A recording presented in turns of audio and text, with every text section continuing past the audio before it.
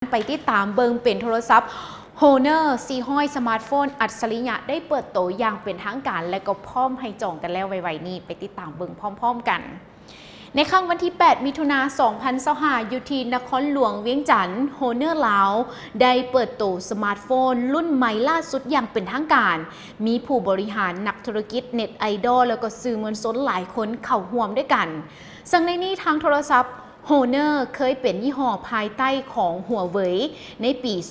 2020 Honor ได้กลายเป็นเอกราชที่ขึ้นเป็นแบรนด์หนึ่งถึงว่า Honor จะกลายเป็นแบรนด์ที่แยกตัวออกมาแต่การรักษาความสัมพันธ์กับหัวเว่ยยังคงเก็บรักษาไว้เป็นอย่างดี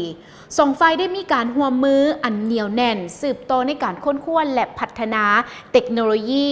เพื่อผลิตสินค้าใหม่Honor ถูกจัดในระดับสูงกลางของทางคานาลีที่สามารถเบิ่งเห็นตัวเลขได้อย่างชัดเจนภายในปี 2024 ไตรมาสที่ 3 การจัดภาคส่วนสำหรับโทรศัพท์มือถือในประเทศจีนที่มีส่วนแบ่งถึง 15 ส่วนห้อยห้องจาก Vivo และหัวเว่ยเท่านั้นในขณะเดียวกันในตลาดท้องถิ่นมีราคาสูงกว่า$600ส่วนแบ่งของHonor แมน5ส่วนห้อยอันดับถัดจาก Apple แล้วก็หัวเว่ยในตลาดต่างประเทศนั่นเองอิงตามสถิติได้ระบุส่วนแบ่งตลาดของ Honor ใน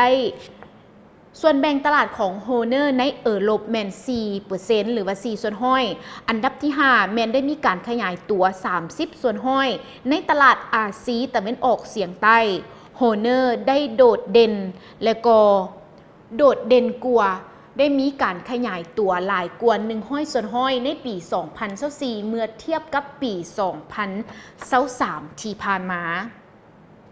สำหรับการเปิดตัวในครั้งนี้ถือว่าเป็นบาทก้าวที่สำคัญของ Honor ที่สุดแห่งสมาร์ทโฟนพรีเมียมที่มาพร้อมกับ AI เต็มรูปแบบและด้วยกล้อง200 ล้านพิกเซล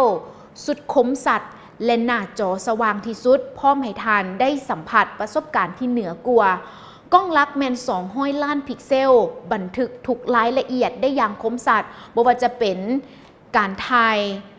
ภาพเอียงก็ออกมาสวยงามพร้อมกับกล้องอัลตร้าไวด์12 ล้านพิกเซลเก็บภาพมุมกว้างได้ครบถ้วนบ่ว่าจะเป็นการถ่ายภาพพอร์เทรตหรือว่าภาพแลนด์สเคปกล้องหน้าแมน50 ล้านพิกเซลเซลฟี่สวยงามทุกสภาพแสงมีทั้งวิดีโอคอลที่คมสัตย์มาพร้อมกับแบตเตอรี่ 6,000 มิลลิแอมป์ใช้งานได้ตลอดมือแบบบ่ต้องกังวล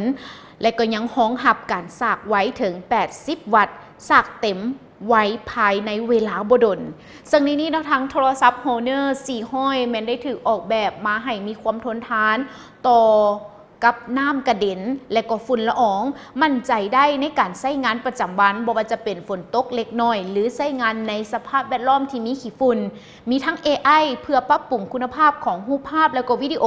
พร้อมทั้งเครื่องมือแก้ไขที่ช่วยในการสร้างสรรค์ให้ง่ายขึ้นรวมทั้ง AI ที่ช่วยในการรักษาความปลอดภัยทางไซเบอร์อย่าง AI ที่ช่วยจับใบหน้าปลอมได้หรือว่า Deepfake นั่นเองซึ่งในนี้ทาง Honor ยังได้กล่าวเน้นว่าเป้าหมายของAI ใน Honor 4 ห้อยซีรีส์คือการเฮ็ดให้เทคโนโลยี AI เข้าถึงได้ง่ายขึ้นสำหรับทุกคนโดยสนองคุณสมบัติ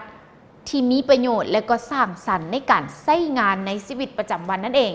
สำหรับราคาโปรโมชั่นในการสั่งจองนะผู้ชม Honor 4 ห้อยมันเริ่มต้นในวันที่ 9 มิถุนายนจนไปถึง17 มิถุนายน 2025 นี่ถือว่าจองกันได้และพร้อมเดียวกันนั้นเพิ่นยังจะวางจำหน่ายเป็นเทื่อทับอิฐก็คือในวันที่ 18 มิถุนายนในว่าเป็นมื้อวางจำหน่ายอย่างเป็นทางการก็คือวันที่ 18 มิถุนายน